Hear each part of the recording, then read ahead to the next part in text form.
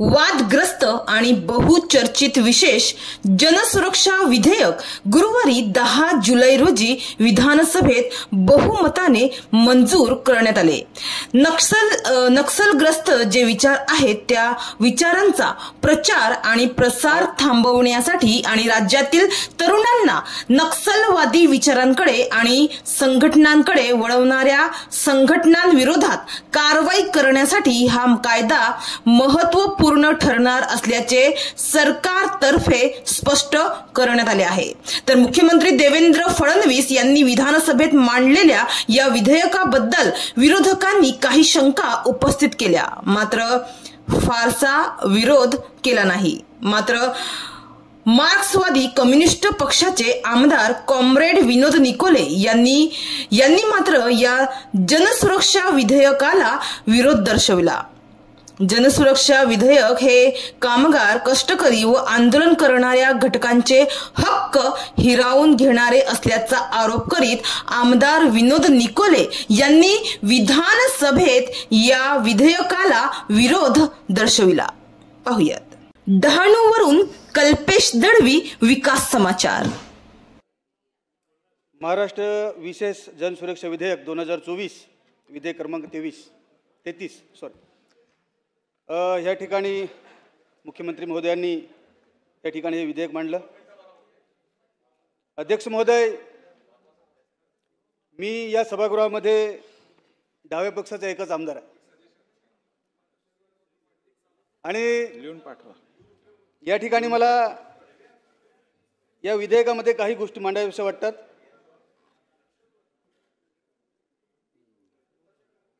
कोणत्याही प्रकारची हिंसक कारवाई किंवा दहशतवादाला आळा घातलाच पाहिजे आणि हत्यारबंद नक्षलवाद जो आहे हा कुठेतरी संपुष्टात आला पाहिजे, तो नक्कीच आला पाहिजे। परंतु हा नक्षलवाद संपवण्यासाठी आपल्याकडे तशा प्रकारचे कायदे आहेत। मकोका कायदा अस्तित्वात आहे, त्याचप्रमाणे आता 2023चा भारतीय कायदा अस्तित्वात असताना UAPA हा कायदा अस्तित्वात आहे। तर मला असं वाटतं की हे विधेयक हे आणण्यापूर्वी ह्या कायद्याची अंमलबजावणी करून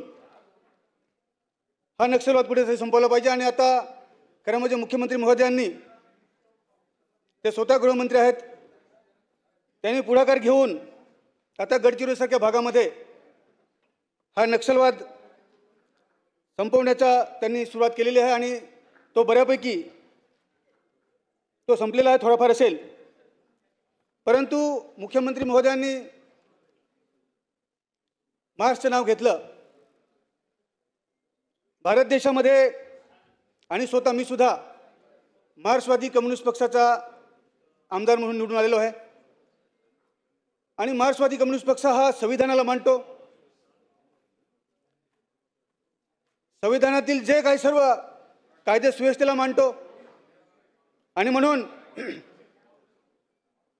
अध्यक्ष महोदय 2017 मध्ये खास करून रोहितदादांनी त्याचा उल्लेख केला की मार्क्सवादी कम्युनिस्ट पक्षाची किसान सभा या संघटनेच्या नेतृत्वाखाली नाशिकवरून 2017 मध्ये शेतकऱ्यांचं आंदोलन, शेतकऱ्यांचा पायी मोर्चा निघाला की जे आमचे वनपट्टे आहेत ते आम्हाला आमच्या नावाने आमच्या सातबारे झाले पाहिजेत।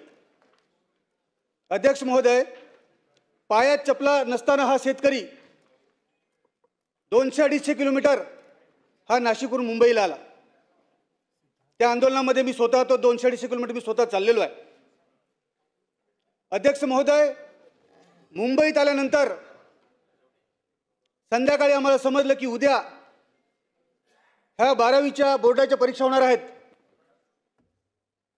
म्हणून की मुलांच्या परीक्षा चालू असताना मुंबईमध्ये कुठे ट्रॅफिक होऊ नये आणि मुलांचे पेपर जे आहेत ते परीक्षा त्यांनी दिली पाहिजे, ते पेपर चुकू नये म्हणून हा शेतकरी, दिवसभर चाललेला शेतकरी हा पूर्ण रात्र चालला आणि तो आझाद मैदानाला पोहोचला।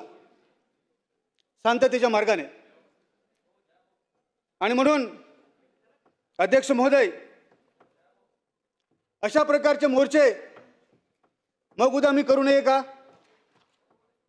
आम्हाला भीती वाटते की अशा प्रकारचे मोर्चे केल्यानंतर बेकायदेशीर कृत्य म्हणून आपण ठरवणार आहात का?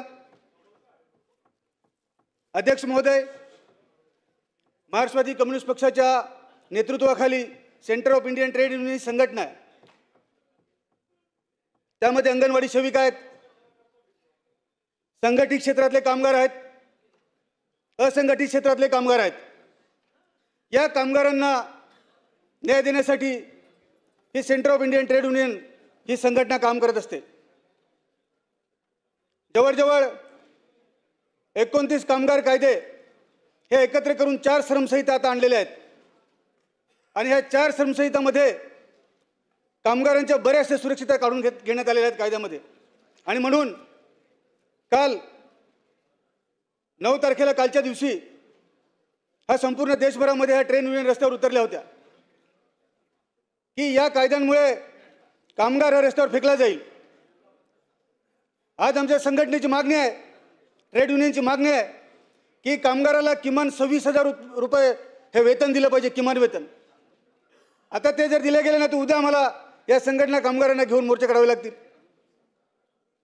अशा वेळेस कायदेशीर कृती म्हणून आपण त्याच्यामध्ये घेणार आहात का? आणि म्हणून अध्यक्ष महोदय, या कायद्यामध्ये मी सुरुवातीला सांगितल्याप्रमाणे की जो संविधानिक अधिकार आहे, हा अधिकार कुठेतरी हिरावून घेण्याचा किंवा त्याच्यावर हल्ला झालेला असं मला या ठिकाणी नमूद करायचं आहे. आणि म्हणून अध्यक्ष महोदय, हे बिल आल्यानंतर मुख्यमंत्री महोदयांनी काही संघटनांची नावं घेतली.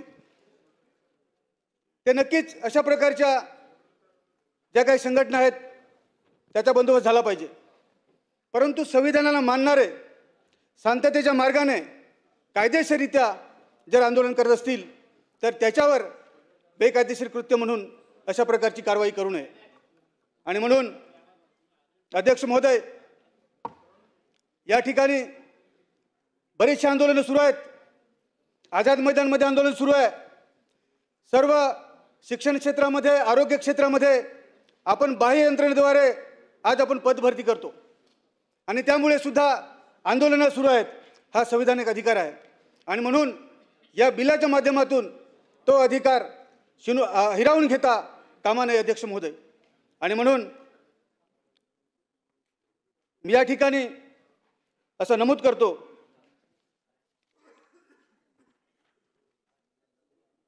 की थोडक्यात हे जनसुरक्षा विधेयक मुळातच असंविधानिक असून त्याचा गैरवापर होण्याची शक्यता आहे, ती होता कामा नये अध्यक्ष महोदय.